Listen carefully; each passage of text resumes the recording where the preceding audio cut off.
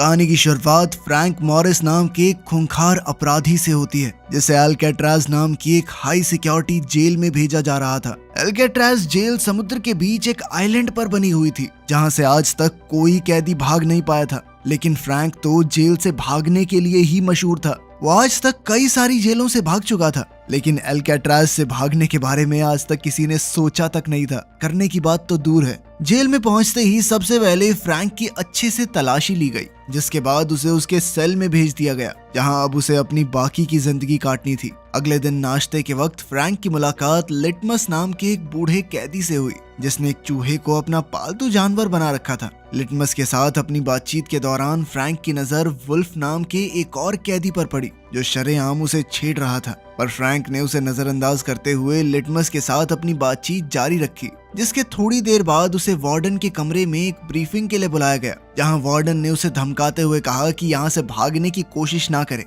क्योंकि उसके जैसे न जाने कितने आए कितने गए पर कोई भाग नहीं पाया। पर वार्डन के इस भाषण के दौरान ही फ्रैंक ने उसके कमरे से एक नेल कटर चुरा लिया, जो वैसे तो बहुत छोटी चीज थी, पर वो जानता था कि अल्काट्राज जैसी जेल में एक छोटी सी चीज भी बहुत काम आ सकती है। और इसीलिए फ्रैंक ने अपने सेल में वापस आते ही उस नेल कटर को बाइबल के अंदर छुपा दिया।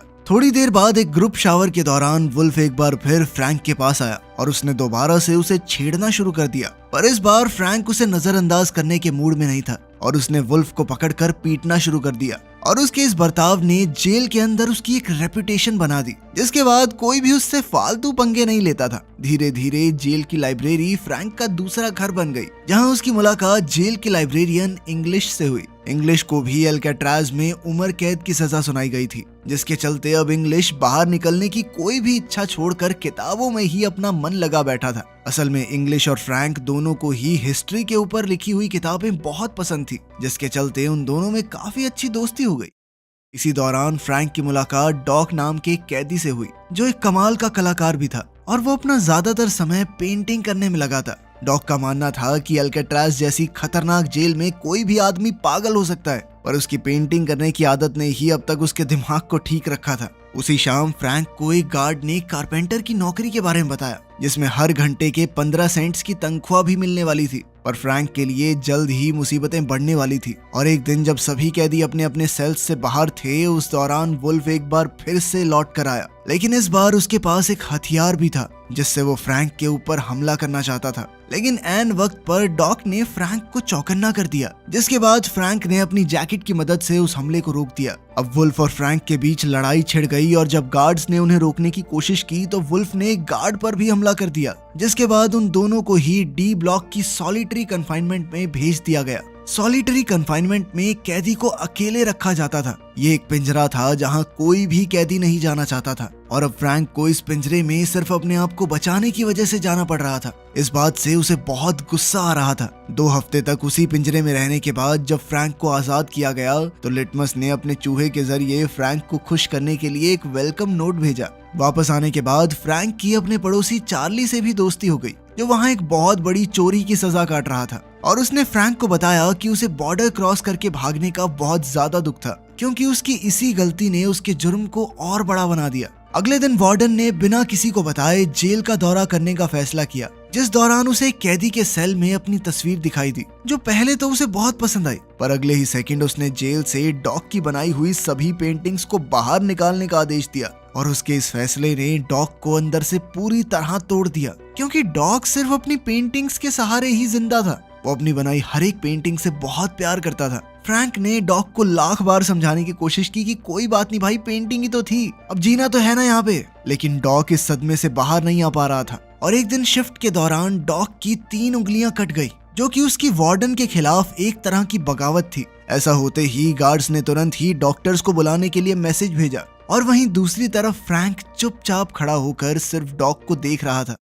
उसी रात जब फ्रैंक अपने सेल में बैठा हुआ था तो उसकी नजर वेंट से निकल रहे एक कॉकरोच पर पड़ी, जिसे देखकर फ्रैंक को एहसास हुआ कि शायद ये वेंट बाहर निकलने वाले किसी दरवाजे का रास्ता हो। तभी इंग्लिश ने उसे बताया कि असल में वार्डन ने डॉक की सभी पेंटिंग्स इसलिए बाहर निकलवाई थी क्योंकि उसे अपनी तस्वीर पसंद नहीं आई। अगली बार खाना खाते वक्त फ्रैंक की मुलाकात जॉन और क्लेरेंस नाम के 2 भाइयों से हुई, जिन्होंने उसे एक पिछली जेल की मुलाकात से पहचान लिया था और अब अपनी बातचीत के दौरान वो लोग अल्काट्राज के बारे में बात कर रहे थे कि कैसे इस जेल से भागना नामुमकिन था, क्योंकि जेल चारों तरफ से पानी से जो घिरी हुई है और अब उनके मुताबिक उन्हें अपनी पूरी जिंदगी यहीं बितानी पड़ेगी। पर उनकी इस बातचीत ने फ्रैंक के दिमाग में एक नए आइडिया का बीज बो दिया और अब फ्रैंक इतिहास बनाना चाहता था। वो इस जेल से भागने वाला पहला इंसान बनना चाहता था। उसी रात फ्रैंक ने वार्डन के कमरे से चुराए हुए नेल कटर की मदद से अपने कमरे की ग्रिल के आसपास मौजूद सीमेंट को खुरेदना शुरू कर दिया और जैसे ही उसे गार्ड्स के पैरों की आवाज आती तो वो उस नेल कटर को बाइबल में छुपाकर उसे पढ़ने का नाटक करने लग जाता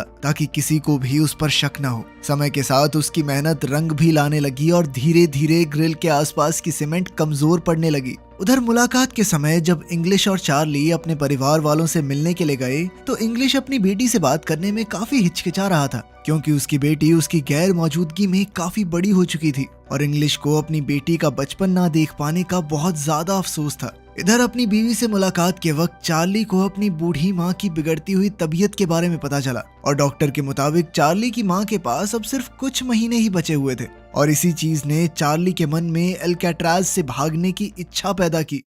अगली सुबह नाश्ते के दौरान फ्रैंक ने जॉन और चार्ली के सामने अपना जेल से भागने का प्लान रखा। फ्रैंक के मुताबिक खारे पानी और हवा ने जेल की इमारत को काफी कमजोर कर दिया था, जिसके चलते वो लोग सीमेंट को कुरेद कर वेंटिलेशन ग्रिल्स को निकाल सकते हैं, जिसके बाद वो उन्हीं ग्रिल्स से होते हुए पाइपलाइंस तक पहुंचकर वहां से भाग जाएंगे। पर बात अभी भी वहीं अटकी हुई थी कि जेल से तो निकल जाएंगे, समुद्र पार कैसे करेंगे। इस पर फ्रैंक ने कहा कि क्लेरेंस जेल के कपड़ों के डिपार्टमेंट में काम करता है, तो वो वहां से एक एक करके कभी रेन कोट और थोड़ी बहुत रबड़ सीमेंट चुरा सकता है। इस सब की मदद से मुझे लाइफ बोट और लाइफ जैकेट बनानी आती है, भरोसा करो मेरे ऊपर। फ्रैंक का प्लान सभी को काफी पसंद आया और उन सभी ने एक साथ मिलकर इस प्लान पर काम करने का फैसला किया। उस रात फ्रैंक हर रोज की तरह अपने सेल में सीमेंट को निकालने में लगा हुआ था, पर इस बार चार्ली भी उसके साथ था, जो अपने सेल से बाहर नजर रखे हुए था ताकि किसी गार्ड को उनके प्लान के बारे में पता न चले। इधर फ्रैंक का काम तो हो रहा था, पर नेल कटर छोटा होने की वजह से उसको चलाने में बहुत ज्यादा समय लग रहा था और मेहनत भी बहुत ज्यादा हो रही थी। नेल कटर ज्यादा तीखा भी नहीं था तो जोर ज्यादा लगाना पड़ रहा था। इसी वजह से फ्रैंक के हाथ पर काफी चोटें भी लग गई थी, जो अब उसे काफी परेशान कर रही थी। इसीलिए अगली सुबह उसने सभी को इस परेशानी के बारे में बताया और अब उनके मुताबिक उन्हें एक बड़े और ज्यादा ताकतवर हथियार की जरूरत थी। पर तभी फ्रैंक की नजर अपनी चम्मच पर पड़ी और उसने तुरंत ही अपनी चम्मच को जूते पर घिसकर गंदा कर दिया, जिसके बाद उसने गार्ड को बुलाकर चम्मच गंदी होने की शिकायत की। बाकी लोगों ने भी उसका साथ देते हुए गार्ड से चम्मच बदलने की रिक्वेस्ट की। गार्ड को भी इसमें कोई गलत चीज नहीं लगी और उसने बड़ी आसानी से उनको चम्मच बदलने के लिए हामी भर दी। पर जैसे ही वो लोग चम्मच बदलने के लिए फ्रंट डेस्क पर गए तो जॉन ने वहां मौजूद गार्ड को अपनी बातों में उलझा लिया, जिसका फायदा उठाकर फ्रैंक ने एक एक्स्ट्रा चम्मच अपनी जेब में डाल ली। पर उसके लिए इतना काफी नहीं था और इसीलिए उसने लिटमस से अपने हिस्से के 20 दिन की मिठाई के बदले में बाकी सामान इकट्ठा किया, जिसके बाद फ्रैंक ने चम्मच पिघलाकर नेल कटर और सिक्के के साथ जोड़कर एक नया औजार बनाया, जो नेल कटर से काफी ज्यादा कारगर साबित हुआ।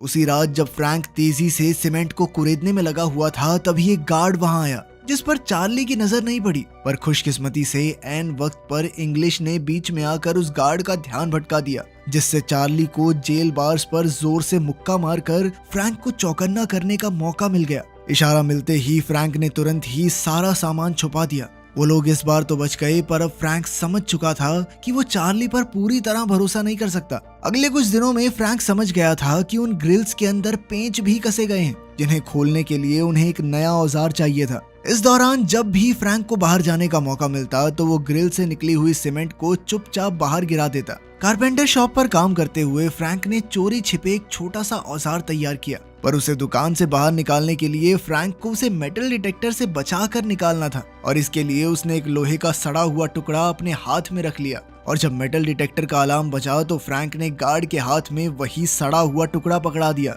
जबकि उसका असली औजार उसके जूतों में था। अपने सेल में पहुंचते ही उसने उस औजार की मदद से ग्रिल को खोल दिया, जिसके आगे पाइपलाइन का जाल बिछा हुआ था, जो शायद उनकी आजादी का रास्ता भी बन सकता था। पर फ्रैंक जानता था कि उन्हें अभी और ज्यादा तगड़ी प्लानिंग की जरूरत है और इसीलिए उन्होंने नकली सर बनाने का फैसला किया, जिसकी मदद से वो गार्ड्स को चकमा दे सकते थे। अब उन्होंने तुरंत ही सामान इकट्ठा करना शुरू कर दिया, जिसमें जॉन का काम नाई की दुकान से बाल इकट्ठा करना था। वहीं चार्ली पेंट का इंतजाम करने वाला था और फ्रैंक ने इंग्लिश की मदद से कई सारे अखबार इकट्ठा किए। और सारा सामान मिलते ही फ्रैंक तुरंत ही अपने काम पर लग गया। उसने सबसे पहले अखबार को दीवार से निकली हुई सीमेंट में मिलाकर इंसानी खोपड़ी का ढांचा तैयार किया, जिसके ऊपर पेंट और बाल लगाकर वो लोग गार्ड्स को चकमा देने वाले थे। अपने प्लान को और मजबूत बनाने के लिए चार्ली ने उन ग्रिल्स जैसी दिखने वाली नकली जालियां बनाई, जिन्हें वो भागते टाइम ग्रिल्स की जगह लगाने वाले थे, ताकि कोई गार्ड ये नोटिस न कर ले कि यहाँ ग्रिल तो लगी नहीं हुई।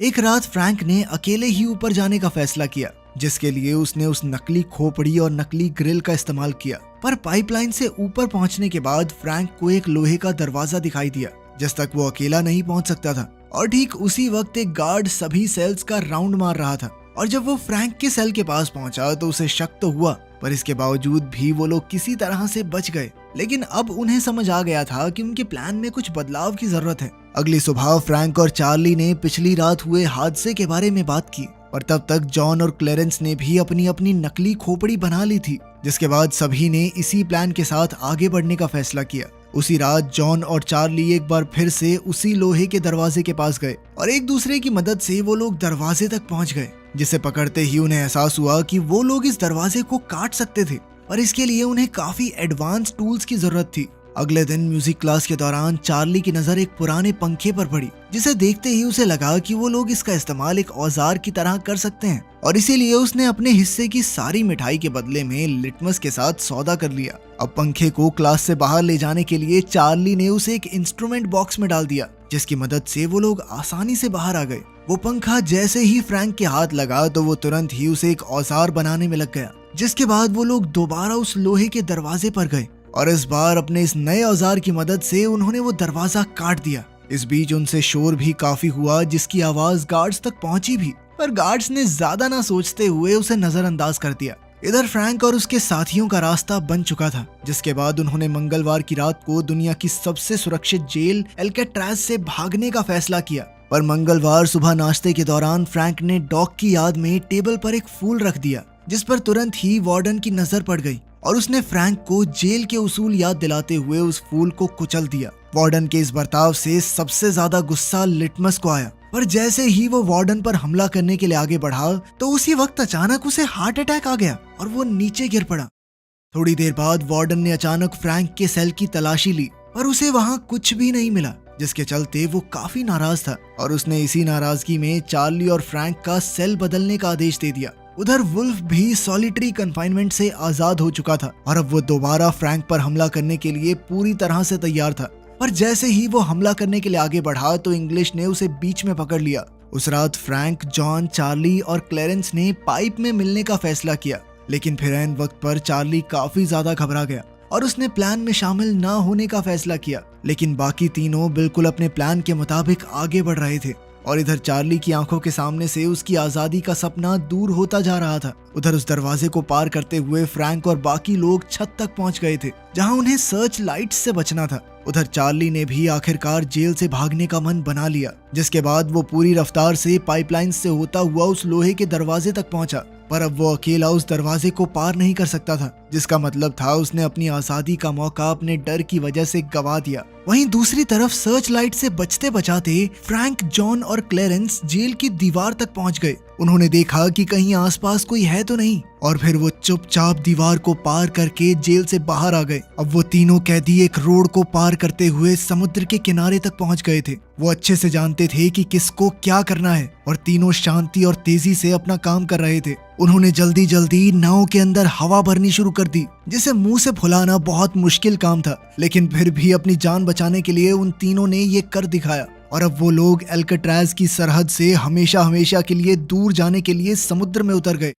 अगली सुबह जब गार्ड्स राउंड पर आए तो शुरुआत में तो उन्हें सब कुछ बिल्कुल नॉर्मल लगा, पर फिर उन्होंने देखा कि फ्रैंक अब तक सो रहा था। उन्होंने जैसे ही फ्रैंक के मुंह से चद्दर हटाई तो उनके पैरों तले जमीन खिसक गई, क्योंकि आज उनके साथ कुछ ऐसा हुआ था जिसकी उन्होंने कभी कल्पना तक नहीं की थी। पूरी जेल में ये बात फैल गई कि कुछ कैदी भाग निकले हैं फ्रैंक ने अपने सर की जगह पर नकली खोपड़ी जो रखी हुई थी। गार्ड्स ने तुरंत ही अलार्म बजा दिया और जल्द ही ये भी पता चला कि 2 और कैदी भी भाग चुके हैं। जल्द ही उन तीनों की खोज शुरू हो गई। उन्हें ढूंढने में नाव के साथ साथ हेलीकॉप्टर तक का इस्तेमाल किया जा रहा था, लेकिन इसके बावजूद भी फ्रैंक, जॉन और क्लेरेंस का कोई सुराग नहीं मिला। और अब कुछ पुलिस वालों को लग रहा था कि शायद वो तीनों समुद्र में डूबकर मर गए होंगे, पर अंदर ही अंदर वार्डन जानता था कि वो बच निकले हैं और दुनिया की सबसे सुरक्षित कही जाने वाली जेल एल्केट्राज को भी तोड़कर भागने में कोई कामयाब हो चुका है। पर वार्डन के सामने जेल की इज्जत बचाने की जिम्मेदारी भी थी, जिसके चलते उसने दुनिया के सामने उन तीनों को मरा हुआ घोषित कर दिया। लेकिन सच बात तो ये थी कि वार्डन की इस बात पर किसी को भरोसा नहीं था। ये एक सच्ची कहानी है जिसके बाद फ्रैंक जेल तोड़ने वाले जीनियस के नाम से पूरी दुनिया में मशहूर हो गया। 1 साल तक गुप्त तरीके से सर्च ऑपरेशन भी चलाया गया, लेकिन कभी कोई बॉडीज नहीं मिली, जिसका मतलब ये था कि वो बचकर भागने में कामयाब हो गए थे। वीडियो पसंद आई तो लाइक कर देना, चैनल को सब्सक्राइब कर लेना। मिलते हैं अगली वीडियो में।